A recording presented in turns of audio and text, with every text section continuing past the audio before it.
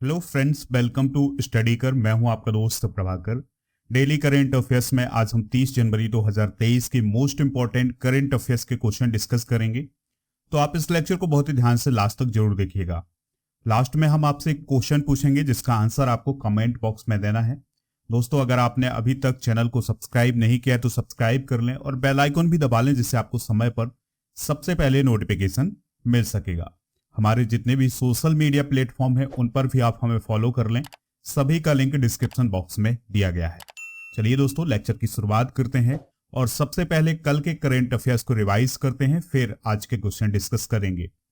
कल का पहला क्वेश्चन था एरो इंडिया शो 2023 का आयोजन कहाँ किया जाएगा। तो इसका आयोजन बेंगलुरु में किया जाएगा। डेटा गोपनीयता दिवस 2023 कब मनाया गया है? बहुत ही इंपॉर्टेंट डे है। तो ये 28 जनवरी को मनाया गया है। मध्य रेलवे के नए महाप्रबंधक के रूप में किसने कार्यभार संभाला है? तो नरेश लालवानी ने संभाला है। फरवरी 2023 में कितने चीते दक्षिण अफ्रीका से भारत लाए जाएंगे? तो 12 चीते दक्षिण अफ्रीका से भारत लाए जाएंगे। इससे पहले दोस्तों नामीबिया से 8 चीते लाए गए थे और उन्हें मध्य प्रदेश के कुनो पालमपुर राष्ट्रीय उद्यान में छोड़ा गया था। अगला क्वेश्चन है, खादी उत्सव 2023 का उद्घाटन किस शहर में किया गया है? तो इसका उद्घाटन मुंबई में किया गया है। कौन सा देश भारतीय उद्योगों को सुएज नहर में विशेष क्षेत्र आवंटित करेगा? तो इजिप्ट करेगा। वोमेन्स आईपीएल में Adani sports line private limited ने किसकी फ्रेंचाइजी खरीदी है? तो उसने अहमदाबाद की फ्रेंचाइजी खरीदी है। केंद्र सरकार ने साल 2023 में कितने लोगों को पद्म विभूषण अवार्ड दिए जाने की घोषणा की है? तो दोस्तों 6 पद्म विभूषण अवार्ड दिए हैं केंद्र सरकार ने इस साल, और कुल टोटल जो पद्म अवार्ड हैं वो 106 हैं। ठीक है, जिसमें से 6 पद्म विभूषण हैं और इसके अलावा दोस्तों 9 जो हैं वो पद्म भूषण हैं और 91 पद्मश्री अवार्ड हैं। 100 days to beat plastic campaign किसने शुरू किया है? तो दिल्ली नगर निगम ने शुरू किया है। किस राज्य में 14 साल से कम उम्र की लड़कियों से शादी करने वाले पुरुषों के खिलाफ पॉस्को कानून लागू किया जाएगा? तो ये असम राज्य में होगा। चलिए दोस्तों, आज का बहुत ही इंपॉर्टेंट क्वेश्चन डिस्कस करते हैं। आपके आने वाले एग्जाम में जरूर पूछा जाएगा ये क्वेश्चन, तो आप इसमें स्टार कर लें। ऑस्ट्रेलियन ओपन 2023 में पुरुष एकल का खिताब किसने जीता है? तो इसका खिताब जीता है नोवाक जोकोविच ने। दोस्तों नोवाक जोकोविच जो है वो सर्बिया के खिलाड़ी हैं। कई बार एग्जाम में उसकी कंट्री पूछ ली जाती है, यानी कि जो प्लेयर होता है उसकी कंट्री पूछी जाती है। तो नोवाक जोकोविच जो है वो सर्बिया के खिलाड़ी हैं। तो उन्होंने ऑस्ट्रेलियन ओपन 2023 में मेंस सिंगल्स का खिताब अपने नाम किया है। उन्होंने किसको हराया है? तो ग्रीस के स्टेफनोस सिटसिपास को उन्होंने 6-3, 7-6, 7-6 से हराया है। दोस्तों नोवाक जोकोविच ने 10 बार ऑस्ट्रेलियन ओपन का खिताब अपने नाम किया है और यह जो 2023 में खिताब जीता है ये 10वीं बार उन्होंने खिताब जीता है। इस जीत के साथ ही नोवाक जोकोविच ने राफेल नडाल के रिकॉर्ड की बराबरी कर ली है। याद रखिएगा कि जो राफेल नडाल हैं उन्होंने 22 ग्रैंड स्लैम जीते हैं और जो नोवाक जोकोविच हैं उन्होंने भी 22 ग्रैंड स्लैम अब तक जीते हुए हैं।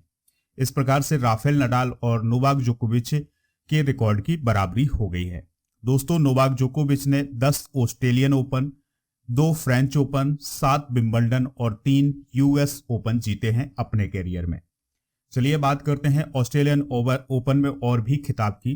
तो ऑस्ट्रेलियन ओपन 2023 में बेलारूस की आर्याना सबलेंका ने कजाकिस्तान की एलेना रायबकीना को हरा करके महिला एकल का खिताब जीता है। ठीक है, पुरुष एकल का खिताब नोवाक जोकोविच ने और महिला सिंगल्स का खिताब किसने जीता है? आर्याना सबलेंका ने। दोस्तों सबलेंका ने पहली बार कोई ग्रैंड स्लैम का खिताब जीता है अपने कैरियर में। महिला डबल्स की बात करें तो चेक गणराज्य की बारबोरा क्रोजिकोवा और कैटरीना सीनियाकोवा ने जापान की सुको ओयामा और इना सेभारा को हरा करके ऑस्ट्रेलियन ओपन में महिला युगल का खिताब अपने नाम किया है। दोस्तों मिश्रित युगल का खिताब किसने जीता है? तो लुइसा स्टेफनी और राफेल माटोस ने खिताब जीता है मिश्रित युगल का। ये दोनों ब्राजील के हैं। इन्होंने किसकी जोड़ी को हराया है? तो याद रखिएगा सानिया मिर्जा और जो रोहन बोपन्ना है उनकी जोड़ी को उन्होंने हराया है। अगला क्वेश्चन है, भगवान देवनारायण का 1000 111वां अवतरण महोत्सव किस राज्य में मनाया गया है? यानी कि 1111वां अवतरण महोत्सव भगवान देवनारायण का किस राज्य में मनाया गया है? तो ये राजस्थान में मनाया गया है। दोस्तों, प्राइम मिनिस्टर नरेंद्र मोदी राजस्थान के भीलवाड़ा जिले के मालासेरी डुंगरी में 28 जनवरी को भगवान देवनारायण के 1111वें अवतरण महोत्सव में शामिल हुए थे। बात कर लेते हैं दोस्तों देवनारायण जी की। तो यह राजस्थान के एक लोक देवता हैं, शासक भी रहे हैं और एक महान योद्धा थे। इनकी पूजा राजस्थान के अलावा हरियाणा और मध्य प्रदेश में की जाती है और इनका जो भव्य मंदिर है वो आसींद नामक स्थान पर है। उनका जन्म एक लोकप्रिय मंडल जी गुर्जर परिवार में हुआ था। दोस्तों, आपके लिए एक इंफॉर्मेशन है कि अगर आप मध्य प्रदेश पटवारी परीक्षा की तैयारी कर रहे हैं या फिर एसएससी बैंकिंग किसी भी एग्जाम की तैयारी कर रहे हैं तो उसके लिए मॉक टेस्ट हमारे ऐप पर उपलब्ध हैं। आप मॉक टेस्ट ज्वाइन करिएगा, हिंदी और अंग्रेजी दोनों माध्यम में है। और अगर आप डिस्काउंट पाना चाहते हैं तो मेरा कूपन कोड यूज करिएगा PS100, आपको डिस्काउंट मिल जाएगा। अगला क्वेश्चन है, किस राज्य में गृह मंत्री अमित शाह ने फॉरेंसिक विज्ञान विश्वविद्यालय की आधारशिला रखी है? तो दोस्तों, ये आधारशिला रखी है कर्नाटक में। तो गृह मंत्री अमित शाह ने उत्तरी कर्नाटक के धारवाड़ में कृषि विज्ञान विश्वविद्यालय परिसर में राष्ट्रीय फॉरेंसिक विज्ञान विश्वविद्यालय की आधारशिला रखी है। इस विश्वविद्यालय में ऐसे विशेषज्ञ तैयार किए जा सकेंगे जो अपराध से निपटने में सहायक होंगे। दोस्तों, धारवाड़ में फॉरेंसिक विज्ञान विश्वविद्यालय भारत का 7वां ऐसा विश्वविद्यालय होगा जहां पर फॉरेंसिक विज्ञान के विशेषज्ञ तैयार होंगे। दोस्तों, यहां पर बात आई है कर्नाटक की। तो कर्नाटक से जुड़ी हुई जो भी इंपॉर्टेंट जानकारी है उसको डिस्कस करते हैं। कैपिटल बेंगलुरु है, राज्यपाल हैं थावरचंद गहलोत, यहाँ के मुख्यमंत्री हैं वसवराज बोम्मई जो कि बीजेपी पार्टी से हैं। दोस्तों, कर्नाटक के मैसूर में भारत का पहला चंदन संग्रहालय खोला गया है। कोल्हापुरी चप्पल को विशिष्ट भौगोलिक संकेत यानी GI टैग प्रदान किया गया है। यह टैग महाराष्ट्र और कर्नाटक को संयुक्त रूप से दिया गया है। कर्नाटक राष्ट्रीय शिक्षा नीति को आधिकारिक रूप से लागू करने वाला देश का पहला राज्य है। कर्नाटक ट्रांसजेंडर व्यक्तियों के लिए नौकरी आरक्षित करने वाला पहला राज्य बना है। तो दोस्तों, ये इंफॉर्मेशन नोट जरूर करिएगा कर्नाटक के बारे में। अगला क्वेश्चन है, अभय कुमार को किस देश की साहित्य अकेडमी में सदस्य चुना गया है? तो दोस्तों, अभय कुमार जी को ब्राजील की जो साहित्य अकेडमी है उसमें उन्हें मेंबर चुना गया है। तो academy of letters of Brazil ने कवि और राजनीक अभय कुमार को ब्राजील के साहित्य अकेडमी से संबंधित सदस्य के रूप में उन्हें चुना है। अभय कुमार भारत के एक कवि और डिप्लोमेट हैं जो वर्तमान में नई दिल्ली में भारतीय सांस्कृतिक संबंध परिषद के उप महानिदेशक के रूप में काम कर रहे हैं। सबसे कम उम्र के भारतीय विदेश सेवा अधिकारी अभय कुमार का जन्म बिहार के नालंदा जिले के राजगीर में हुआ था। तो दोस्तों, ये इंफॉर्मेशन नोट कर लीजिएगा। बात आई है ब्राजील की। तो ब्राजील के बारे में कुछ इंपॉर्टेंट जानकारी डिस्कस करते हैं। ब्राजील की कैपिटल क्या है? ब्रासीलिया है और यहाँ की जो करेंसी है वो है ब्राजीलियाई रियल। राष्ट्रपति कौन है? लूला दा सिल्वा। दोस्तों, जो ब्राजील है वो रूस, कनाडा, चीन और अमेरिका के बाद क्षेत्रफल की दृष्टि से 5वां सबसे बड़ा देश है और जो अमेजन वर्षा वन है उसका 60% हिस्सा जो है वो ब्राजील में है। और अमेजन वर्षा वन जो है इन्हें पृथ्वी का फेफड़ा भी कहा जाता है। तो ये कुछ बेसिक इंफॉर्मेशन है, इसे आप नोट करिएगा। अगला क्वेश्चन है, लाला लाजपत राय की 157वीं जयंती कब मनाई गई है? तो दोस्तों, लाला लाजपत राय जी की जो 157वीं जयंती है ये 28 जनवरी को मनाई गई है। तो दोस्तों, 28 जनवरी 1865 को पंजाब में लाला लाजपत राय जी का जन्म हुआ था। उन्हें पंजाब केसरी या लाइन ऑफ पंजाब के नाम से भी जाना जाता है। 1917 में home rule league of America New York की इन्होंने स्थापना की थी। इसके बाद 1920 में कलकत्ता में कांग्रेस के विशेष अधिवेशन में इन्होंने अध्यक्षता की थी। 1920 में ही वो अखिल भारतीय ट्रेड यूनियन कांग्रेस के प्रथम अध्यक्ष भी चुने गए थे।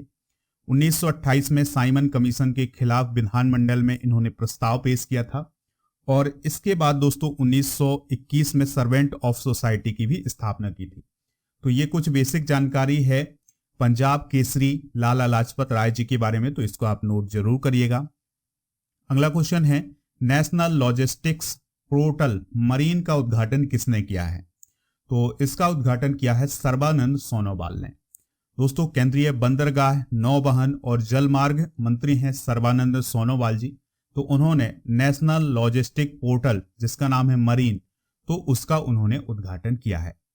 जो नेशनल लॉजिस्टिक पोर्टल है मरीन, ये लॉजिस्टिक लागत को कम करने के लिए एक सिंगल विंडो पोर्टल के रूप में काम करेगा। लॉजिस्टिक का मतलब क्या होता है? तो लॉजिस्टिक का अर्थ होता है खाने पीने वाले भोजन। ठीक है दोस्तों, तो इसकी जो लागत है उसको कम करने के लिए एक पोर्टल लॉन्च किया गया है जिसका नाम है नेशनल लॉजिस्टिक पोर्टल मरीन। तो जो नौवहन के द्वारा या नौका के द्वारा या नावों के द्वारा एक स्थान से दूसरे स्थान तक लॉजिस्टिक जाता है, उसमें जो लागत लगती है उसको कम किया जाएगा इस पोर्टल के माध्यम से। अगला क्वेश्चन है, टोयोटा मोटर के नए सीईओ के रूप में किसे नियुक्त किया गया है? तो टोयोटा मोटर के नए सीईओ के रूप में नियुक्त किया गया है कोजी सातो को। किसे नियुक्त किया गया है दोस्तों? कोजी सातो को। तो टोयोटा मोटर ने लेक्सस और गाजू रेसिंग्स के अध्यक्ष हैं कोजी सातो, तो उन्हें नए सीईओ के रूप में नियुक्त करने की घोषणा की है। बात कर लेते हैं टोयोटा की। तो इसकी स्थापना 28 अगस्त 1937 को हुई थी और यह जापान की मोटर निर्माण करने की एक कंपनी है। इसका मुख्यालय है जापान के टोयोटा में। अगला क्वेश्चन है, हाल ही में तीसरा Interpol young global police leaders programme कहां शुरू हुआ है? तो दोस्तों, ये नई दिल्ली में शुरू हुआ है। कहां? नई दिल्ली में। तो तीसरा Interpol young global police leaders programme 25 जनवरी से शुरू हुआ है और यह 2 फरवरी तक चलेगा। इसमें 44 देशों के लगभग 59 प्रतिभागी हिस्सा ले रहे हैं और इसका आयोजन कौन करवा रहा है? सीबीआई यानी केंद्रीय जांच ब्यूरो। तो इसके द्वारा इसका आयोजन भारत में किया जा रहा है।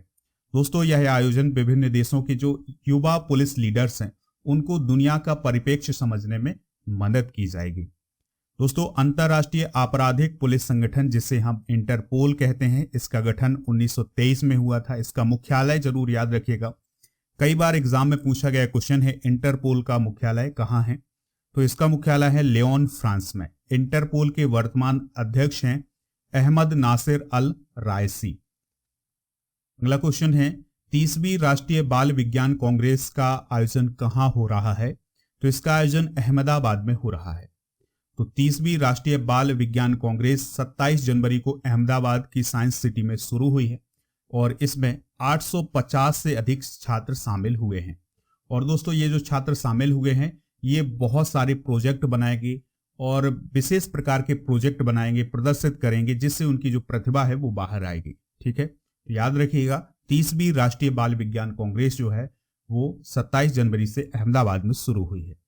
अगला क्वेश्चन है, लास्ट क्वेश्चन है, देश की पहली हरित ऊर्जा आधारित सौर पैनल निर्माण फैक्ट्री किस राज्य में बनाई जाएगी? तो ये उत्तराखंड में बनाई जाएगी। कहां बनाई जाएगी दोस्तों? उत्तराखंड में। तो ल्यूमिनस पावर टेक्नोलॉजीज ने 27 जनवरी को उत्तराखंड में देश की पहली हरित ऊर्जा आधारित सौर पैनल निर्माण फैक्ट्री बनाने की अपनी योजना की घोषणा की है। और ये जो फैक्ट्री है ये कहाँ बनाई जाएगी दोस्तों? रुद्रपुर में बनाई जाएगी और 2023 के अंत तक इसे पूरा किया जाएगा। 40 वाट से 600 वाट की बिजली उत्पादन करने के साथ सौर पैनलों की एक श्रृंखला का उत्पादन इसके द्वारा किया जाएगा। यानी ये समझिएगा कि जो सोलर पैनल बनते हैं उसमें जो फैक्ट्री होगी उसमें जो ऊर्जा यूज की जाएगी वो ग्रीन एनर्जी होगी। ठीक है दोस्तों, अब आपसे एक क्वेश्चन पूछा जा रहा है जिसका आंसर आपको कमेंट बॉक्स में देना है। इससे पहले आपको इन्फॉर्मेशन देते हैं कि अगर आप इसका पीडीएफ डाउनलोड करना चाहते हैं तो पीडीएफ आपको हमारे ऐप पर मिलेगा। ऐप का लिंक डिस्क्रिप्शन बॉक्स में दिया गया है, तो सबसे पहले ऐप डाउनलोड करें, फिर इसके बाद आप ये पीडीएफ डाउनलोड कर सकते हैं। क्वेश्चन है, ऑस्ट्रेलियन ओपन 2023 में पुरुष एकल का खिताब किसने जीता है? रोजर फेडरर, नोवाक जोकोविच, राफेल नडाल या रोहन बोपन्ना? जो भी इसका राइट आंसर हो कमेंट बॉक्स में जरूर बताइएगा। लेक्चर पसंद आया हो तो लाइक करें, शेयर करें सभी दोस्तों को, सभी सोशल मीडिया प्लेटफॉर्म पर। जय हिंद, वंदे मातरम।